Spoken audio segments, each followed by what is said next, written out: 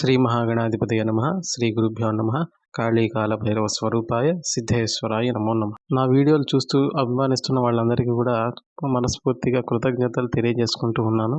మళ్ళీ మరికొన్ని వీడియోలు చేయండి, మీ వీడియోలు చాలా ఇన్స్పైరింగ్గా ఉన్నాయని చెప్పేసి అడగడం జరుగుతుంది.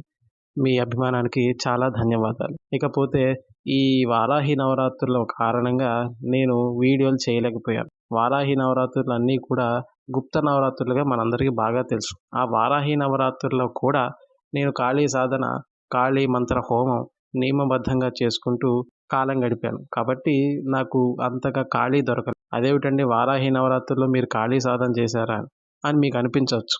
నాకు శాక్తేయ సంప్రదాయంలో ఎన్ని నవరాత్రులు ఉన్నప్పటికీ, ఏ రోజులైనప్పటికీ నాకు నా తల్లి కాళీదేవి ప్రప్రథమం. నా తల్లి కాళీ రూపాలే వారాహి, ప్రత్యంగిర మొదలగు రూపాలన్నీ కూడా నేను భావిస్తాను. ఇది నా వరకు మాత్రమే, నా అంతర్గతమైన భావం మాత్రమే. ఎలాగైతే ఆలయంలో అర్చకుడు మారచ్చేమో కానీ ఆలయంలో మూల విరాట్ ఎప్పటికీ మారదు. అలాగే నా జీవితంలో కూడా కాళికాదేవి ప్రధానమైనటువంటి మూల విరాట్. పేర్లు మారచ్చేమో కానీ నా తల్లి కాళీదేవి యొక్క మూల స్వరూపం మాత్రం నా జీవితంలో ఎప్పటికీ మారదు. అందుకే వారాహి నవరాత్రులప్పుడు చాలా కఠోర నియమాలతో మంత్రంతో హోమం చేయడం జరిగింది. చాలా దివ్యానుభూతులు కూడా కలిగాయి. ఇక ఆ విషయాన్ని అలా పక్కన పెడితే, కొంతమంది నన్ను అడుగుతున్నారు, మీ సాధన విధానం ఎలా ఉంటుంది, మీరు బలులు ఏమి సమర్పిస్తారు, మీ యొక్క సాధన విధి విధానాలు ఎలాగుంటాయి, మీరు ఎలా సాధన చేస్తారు అని. నాకు నా సాధన విధానం ఏవి ప్రత్యేకంగా అయితే ఖచ్చితంగా ఉండదు. గురుదేవులైనటువంటి శ్రీ శ్రీ శ్రీ సిద్ధేశ్వరానంద భారతి మహాస్వామి వారు చెప్పినటువంటి విధానంలోనే నేను సాధన చేయడం జరుగుతుంది. అంతే, అంతకుమించి మరేమీ కొత్తగా చేయడానికి నా జీవితంలో ఇంకా ఆస్కారం ఏమీ ఉండదు. గురుదేవులు చెప్పినట్లుగా రోజుకి 3 గంటలు సాధన చాలా తీవ్రతరంగా చేయడానికి ప్రయత్నిస్తూనే ఉంటాను. 3 గంటలు పైగా అయినా సరే చేయడానికి ప్రయత్నిస్తూనే ఉంటాను. అది ఆ సమయం మాత్రం నాకు రాత్రి కుదిరినప్పుడు రాత్రి చేసుకుంటాను, ఉదయం కుదిరినప్పుడు ఉదయం చేసుకుంటాను, మధ్యాహ్నం కుదిరినప్పుడు మధ్యాహ్నం చేసుకుంటాను. ఈ సమయాల్లోనే చెయ్యాలి అని నాకే పట్టింపు లేదు. నాకు మొత్తం మీద రోజు మొత్తం మీద ఎలాగోలాగ సాధన చేయగలిగితే అంతే చాలని నేను భావిస్తాను. ఇకపోతే హోమ విధానం, నేను ఎక్కువ శాతం లఘు హోమాలకే ప్రాధాన్యత ఇస్తాను. ఎందుకంటే లఘు హోమం అయితే తక్కువ ఖర్చుతోటే సామాన్య సాధకుడు భరించగలిగేటువంటి ద్రవ్యంతో హోమం చేయడానికి మనకు ఆస్కారం ఉంటుంది. ఇకపోతే మూడవది వచ్చేప్పటికీ బలులు. నేను సాధారణంగా సాధ్యమైనంత వరకు కూడా ఎర్రన్నం బలి, నారికేళ బలిని సమర్పిస్తాను. నారికేళ బలి అంటే కొబ్బరికాయ మొత్తాన్ని పీచు తీసేసేసి దాన్ని ఎర్రగా తయారు చేయాలి కుంకుమ రాసి. తర్వాత దాన్ని నారికేళ బలిని సమర్పయామని పూజ లేదా జపం హోమం అయిన తర్వాత బలిగా సమర్పించవచ్చు. ఇది గురుదేవులు చెప్పినటువంటి మార్గం కాబట్టి నేను గురుదేవులు చెప్పిన విధంగానే చేస్తాను. నిజానికి నా జీవితంలో నేను చేసే సాధనకి నాకు వచ్చే ఫలితాలకి ఎటువంటి సంబంధం ఉండదు. ఎందుకంటే నాకు ఫలితాన్ని ఇచ్చేది శ్రీ శ్రీ శ్రీ సిద్ధేశ్వరానంద భారతి మహాస్వామి వారే.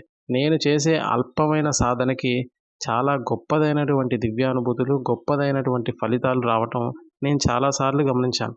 వాస్తవానికి నిజానికి నా సాధన ఫలితం వల్లే ఆ దివ్యానుభూతులు, దివ్య కార్యక్రమాలు జరగాలనుకుంటే అవి ఖచ్చితంగా ఇప్పుడప్పుడే జరగవు.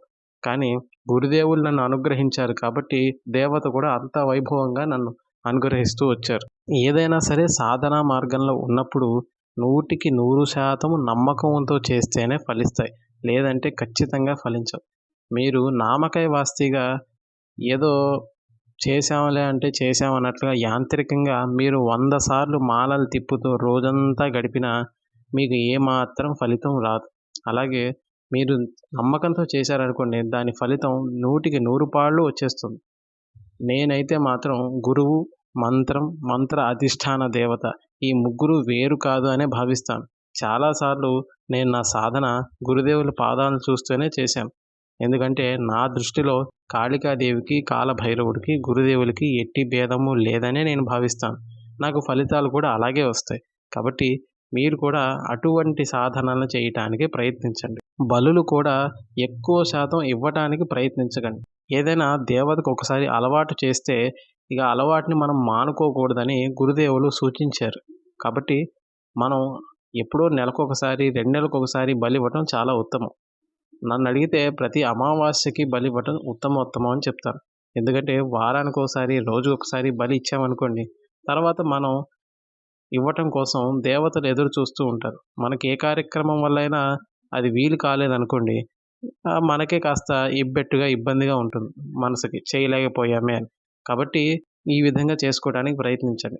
ఏదైనప్పటికీ గురుదేవుల పాదపద్మాల మీద భక్తి, శ్రద్ధ, నమ్మకంతో సాధన చేస్తే ఖచ్చితంగా ఏదైనా ఫలిస్తుంది. ఇక ఈ పని జరగదు, ఇక ఈ పని జీవితంలో అవ్వదు అనేటువంటి పనులను కూడా నేను చాలా సాధించాను.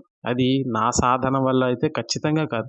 గురుదేవుల అనుగ్రహం వల్లే సాధించగలిగానని నేను చాలా గర్వంగా కూడా చెప్పుకుంటాను. కాబట్టి మీరు కూడా స్వామివారి యొక్క అనుగ్రహంతో సాధనలు చేసి, ఆ ఫలితాలన్నీ కూడా ఆనందంగా అనుభవించాలని మనస్ఫూర్తిగా కోరుకుంటున్నాను. సిద్ధేశ్వరాయ కాళీ కాలభైరవ స్వరూపాయ నమో నమః.